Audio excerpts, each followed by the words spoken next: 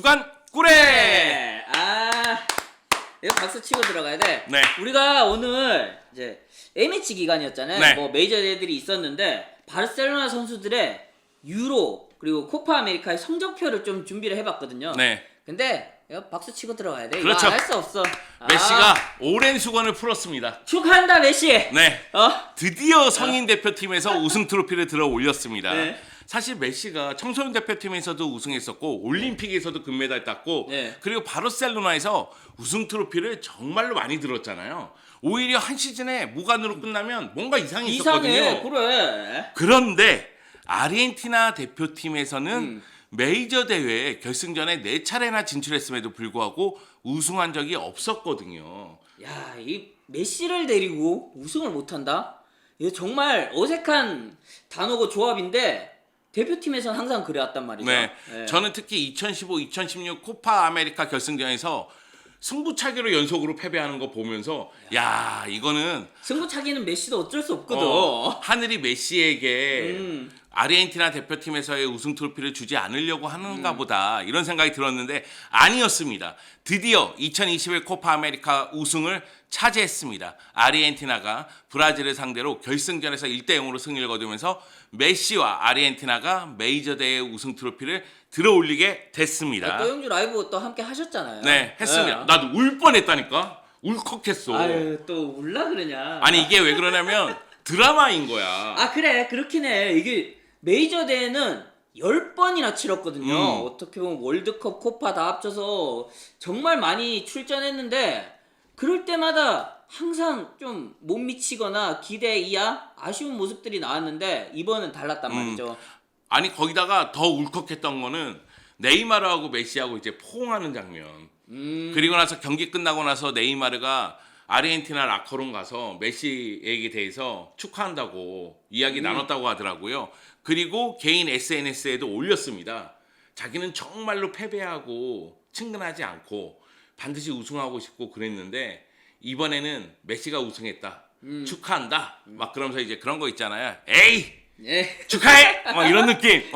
아니 근데 경기 딱 끝나고는 정말 두 선수 다 물론 감정은 달랐겠지만은 정말 눈물바다였고 네. 저는 메시 선수가 그렇게 얼굴이 빨개진 건 처음 봤어. 그래. 얼굴이 목부터 빨개져가지고 완전히 흥분 상태고 모두가 메시에게 달려가서 달려가서. 행가를 해주고 포옹하고 그랬었는데 그러니까 네이마르가 막 눈물 흘리는 거 보면서 나도 가슴이 아팠지만 메시는 4번이나 그걸 경험했어. 그러니까 이게 선수들도 본인들도 우승을 정말 갈망했겠지만은 메시가 이걸 얼마나 원했더라는 걸 안단 말이죠. 그러다 보니까 또 그렇게 한 몸이 돼서 달려가서 또 끌어안게 된 것 아닌가 생각이 들었어요. 그러니까 메시가 물론 결승전에서는 기대만큼의 활약을 하지 못했습니다. 특히 결정적인 찬스를 놓치는 장면에서는 메시가 왜 저럴까 이런 생각이 들 정도로 그 메시답지 않은 그런 처리도 있었어요. 네. 그거 세기 딱 박았으면 정말 멋지게 끝나는 거였거든. 네, 맞아요. 예. 그랬는데 그럼에도 불구하고 로드리고 데 파울의 환상적인 패스, 이야. 디마리아의 뒷공간 침투 이후에 로빙 슈팅, 그러면서 아르헨티나가 디마리아의 결승골로 1대0으로 브라질을 제압했습니다. 브라질 입장에서는 제주스가 못 나온 점, 물론 이제 제주스의 활약이 만족할 만한 수준은 아니라 할지라도 제주스가 못 나오니까 네이마르가 위로 올라가고 그러다 보니까 네이마르에게 볼이 집중되면서 네이마르가 볼을 끌고 가는 상황이 좀 많다 보니 네이마르가 집중 견제를 받으면서 공격 쪽에서 뭘 풀지를 못했고 네이마르가 그 와중에도 정말 고군분투했어요. 잘하긴 잘하더라. 잘해. 네. 잘해. 거기다가 히사리송이라든가 에베르톤의 활약도 좀 미비했고 물론 브라질 팬들 입장에서는 히사리송의 그 골이 옵사이드가 아니었으면. 오프사이드가 아니었으면 근데 옵사이드가 맞았어. 네, 근데 오프사이드가 맞았죠, 정말. 네. 자, 메시가 결승전에서의 활약이 좀 아쉬웠다 할지라도 결승까지 올라온 거는 메시 덕이다. 그렇지. 네, 메시가 우승까지 하는 데 있어서 7경기를 치렀는데 7경기에서 4골 5개의 도움. 야, 이 정도 했으면은 결승전에서 조금 부진해도 돼. 네. 그리고 결승전에서 그 수비 가담 오는 거 봤어요? 봤어. 메시답지 않은 수비 가담. 이야, 진짜 무슨 정말 어린 시절에 공수에서 활발히 뛰어다니던 그런 메시를 보는 것 같고 거기에서 정말 우승을 갈망하구나, 희망하구나 그런 것들을 느낄 수 있었어요. 거기다가 이 대회에서 기록도 기록이지만 역시 득점왕, 도움왕, MVP 대회 최초로 싹쓸이 야, 아, 이것도 대단해. 뭐 대단한 거죠. 아니 그거 알아요? 메시야 우승 축하한다. 이거 뭔지 알아요? 뭐야? 아, 이거 창민아 생일 축하한다. 이거 알아? 혹시 동방신기에서 나오는 아, 일? 어? 몰라. 아 이거 좀 처지는데 약간 요런 거 있거든. 어. 메시한테 그런 거 해주고 싶어요. 진짜. 아, 그렇군요.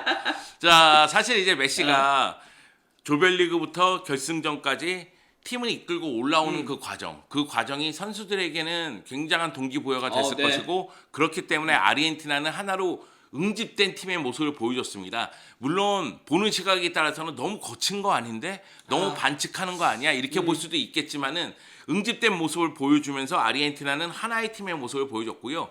그리고 또 한 가지는 감독 입장에서 어떻게 생각했는지 모르겠지만, 브라질의 경기력이 우리보다는 좀 낫다는 생각을 갖고서 경기에 임한 것으로 보입니다. 사실상 4-4-2 포메이션 바탕으로 해서 선수비 후역습으로 경기에 임하는 모습이 있었고, 그렇기 때문에 결승전에서 아르헨티나가 실점을 하지 않는 모습이 나왔어요. 사실 수비수들 명단만 쫙 깔아놓고 보면 브라질이 우위에 있어요. 티아고 실바, 마르키니오스, 정말로 뛰어난 수비수들이 있음에도 불구하고 아르헨티나는 물론 마르티네스 골키퍼가 있죠. 아 그리고 축구는 네임밸류로 하는 게 아니라는 게 또 잘 드러났죠. 조직적인 면에서는 아르헨티나도 또 브라질에 못지않은 그런 조직력을 보여줬고, 대회 기간 내내 수비는 전 굉장히 밸런스가 좋았다고 생각이 들어요. 맞아요. 네. 아르헨티나 같은 경우에는 조별리그부터 좀 삐걱거리다가 쭉 하고 경기력이 좀 올라왔고, 브라질은 첫 경기부터 경기력이 확 올랐다가 쓱 하고 쓱 내려오는 내려오면서 그 시점에서 붙었죠. 네, 조금 그렇게 해서 이렇게 밸런스가 맞춰졌죠. 네. 자, 아르헨티나에서 또 우승을 차지한 바르셀로나 선수가 있습니다. 세리오 아구에로. 오, 그렇지. 아구에로는 네. 이제 바르셀로나 선수예요. 아, 선수예요. 네. 아구에로 선수가 물론 네. 이번 대회에 기여도가 높은 편은 아니지만은 버스 탔다 솔직히 이번 때에는. 우승 트로피를 같이 야. 들어올렸고요. 세리오 아구에로 입장에서는 지난 시즌 워낙에 많은 경기를 소화하지 못하면서 부상으로 고생하면서 컨디션 조절에 어려움을 겪었기 때문에 이번 대표팀에서는 출전 기회가 많지 않았고, 또 한 가지는 메시하고 밸런스 때문에 라우타로 마르티네스를 주로 선발 출전시키는 모습이 있긴 있었지만은, 그래도 세리오 아구에로가 바르셀로나에서 뛰기 전에 우승 트로피를 하나 들어올렸다. 이거 뭔가 아, 하나 따고 온다. 그림이 좋다. 아, 아니 그리고 볼리비아전에서는 또 메시하고의 또 궁합으로 골 하나 만들어낸 것도 있잖아요. 네. 거기서 원래는 메시가 그런 패스라고 아구에로가 들어가서 슈팅을 해야 된다고 생각되는데, 어찌됐든 역할을 바꿔서 또 그런 득점을 만들어냈다는 것도 네. 고무적인 것 같아요. 자, 그리고 이 경기에서 뛰었던 바르셀로나 선수 한 명이 더 있습니다. 브라질의 에메르송 선수. 네. 에메르송 선수가 이 경기는 레프트백으로 나왔어요. 그럼에도 불구하고 공격 쪽에서 날카로운 모습을 보여주더라고요. 아, 에메르손이 정말 공격력이 뭐 잠깐씩 뛰어도 인상적인 모습들이 나왔고, 이번엔 코파 말고 조금 있다가 유로 얘기도 할 테지만 유로에서 윙백들의 활약이 굉장히 뛰어났잖아요. 에메르손도 또 이런 흐름에 합류해서 또 다음 시즌에 기대되는 그런 멋진 공격력을 보여줄 수 있지 않을까? 행복의 로또 한 바퀴 이렇게 돌려봤습니다. 그래. 자, 알바 우 에메르송. 원투 펀치. 좋다. 이럴 수도 있는 거죠. 네. 자, 그리고 아라우오 선수도 코파 아메리카에서 뛰긴 했지만 한 경기 뛰고 부상으로 낙마하고 말았거든요. 아라고는 부상이 좀 문제예요, 문제. 네. 확실히 본인이 부상에 대한 신경을 좀 더 써야 되고, 주변에서의 또 관리 이런 것들도 또 이루어져야 되지 않을까 생각이 들어요. 아라우 선수의 능력에 대해서는 인정을 하지만은 부상이 이렇게 잦으면 결국 감독이 신뢰를 보내기가 어려워요. 그렇죠. 그런 측면에서 봤을 때 스스로도 조심해야 되고 팀으로서도 관리해야 되는 대상이다. 이런 판단이 들었던 아라우의 모습이고요. 자, 이러면 기분 좋은 얘기, 코파 얘기는 여기서 적기로 하고 여기서 이제 그만하면 안 되나? 기분 나쁜 얘기, 야. 유로로 넘어가도록 하겠습니다. 유로 얘기하려니까 이 단어가 떠오르네. 환장의 삼중주. 야, 프랑스 총사. 진짜 씨. 바르셀로나는 프랑스랑 안 맞아. 안 맞아. 그만하자. 그만 아니 물론 이제 헤어지자. 아비달이라든가 앙리라든가 네. 오면서 좀 분위기를 바꾸긴 했지만, 전통적으로 바르셀로나는 프랑스 선수들이 와서 계속 고생하고 부진하고 그리고 떠나갔던 그런 기억이 있거든요. 그렇죠. 예. 그런데 이제 그리즈만, 덴벨레, 렁글레 하나같이 그냥, 물론 이제 그리즈만의 활약은 나쁘지 않았습니다. 그리즈만은 여전히 프랑스 대표팀의 중심 역할을 했지만 유로의 가장 강력한 우승 후보인데 우승에는 실패를 했잖아요. 그렇죠. 그리고 덴벨레 같은 경우에는 초반에 출전 기회를 잡았지만은 결국은 큰 부상을 당하면서 낙마를 하게 되고, 렁글레는 45분 출전했지만은 똥을 한번 싸면서 바로 교체 아웃되고. 아우 익숙하다. 어디서 많이 보던 광경이다. 네. 런글레에 대해서는 더 이상 얘기하지 않겠습니다. 자, 이 얘기를 꺼낸 거는 그리즈만하고 덴벨레하고 결국은 대회 직후에 터진 논란의 SNS 사건 때문에 그래요. 인종차별 그렇지. 발언이 나왔던 이 사건, 이 사건이 굉장히 뜨겁거든요. 특히 이제 일본을 비롯한 아시아 쪽에서는 들고 일어났습니다. 사실 인종차별이라고 해서 계속해서 흑인에 대한 인종차별을 얘기하는데 그러니까. 동양인에 대한 인종차별도 만만치 않거든요.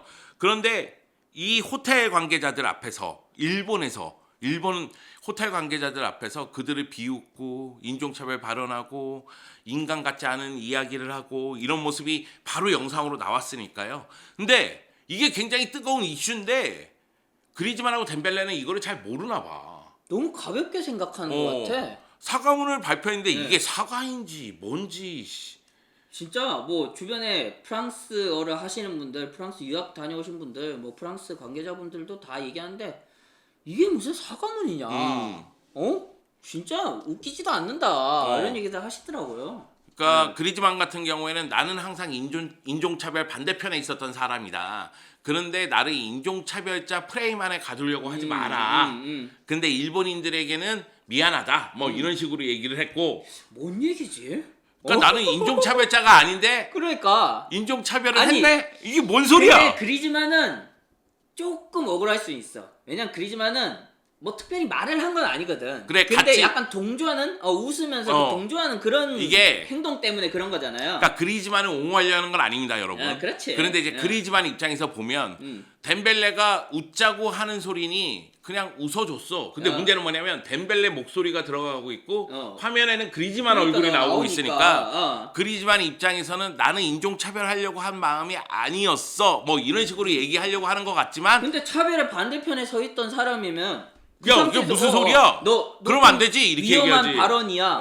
좀 자제해야 될 것 같아. 이런 식의 뭐 발언이 그래. 필요하지 않았나 생각이 드는데. 야, 너 그거 인종차별 발언이야. 너 그거 알고 그래, 있니? 그런 뭐 식으로 이렇게 얘기해줘야지. 했어야죠. 덴벨레는 좀 가르쳐줘야지. 걔는 생각이 없잖아. 그래 이거 사과문만 봐도 생각이 없는 놈이라는 어. 게 느껴져. 여기서 이게 나는 인종차별이 아니라 평상시 쓰던 말이야. 그러니까 이게 평상시에 뭔 소리야? 인종차별을 한다는 그러니까 얘기야. 그에 대한 생각이 없단 거야. 너무 무지한 거야. 그러면서 영상에 나온 사람들에게 상처가 됐다면 사과한다. 이게 뭔 소리야? 그래.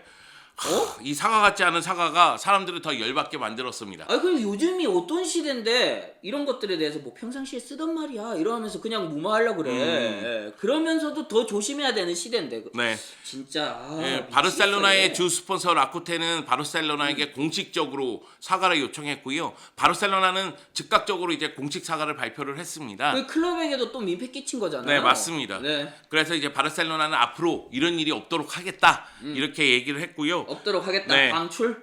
아니, 요 세 명은 방출 대상이에요. 그렇지. 예. 근데 덴벨레가 야 이게 근데 방출이 마음대로 되나? 안 돼. 덴벨레가 그러니까. 부상이 3, 4개월이다 보니까 얘는 또 방출시킬 수가 없거든. 전반기는 걸렀어. 네. 어. 여하튼 이제 어떻게 될지는 좀 더 지켜봐야 될 네. 것으로 보입니다. 자, 기분 나쁜 얘기를 했다면 칭찬해야 될 선수 얘기를 좀 칭찬도 해볼게요. 하고 가자. 야, 스페인 대표팀 페드리. 요 스페인 그냥 광탈한다고 하지 않았어 분명히? 야, 이것도 준결승까지. 와. 역거프 건 거구만 이것도 결국은. 내가 대단해, 속았어. 대단해. 속았어 씨. 스페인 대단해. 근데 무엇보다도 페드리. 페드리. 와. 우와 우리가 뭐 주간골에 보신 분들 바르셀로나 응원하신 분들은 잘 알아 페드리의 네. 잠재력에 대해서. 근데 이번 대회에서 또 더 널리 알리는 계기가 되지 않았나 생각이 들어요. 네. 이번 때 유로 2020 영 플레이어 수상을 했고요. 야. 그리고 패스 성공률이 92.3%, 출전 시간이 629분.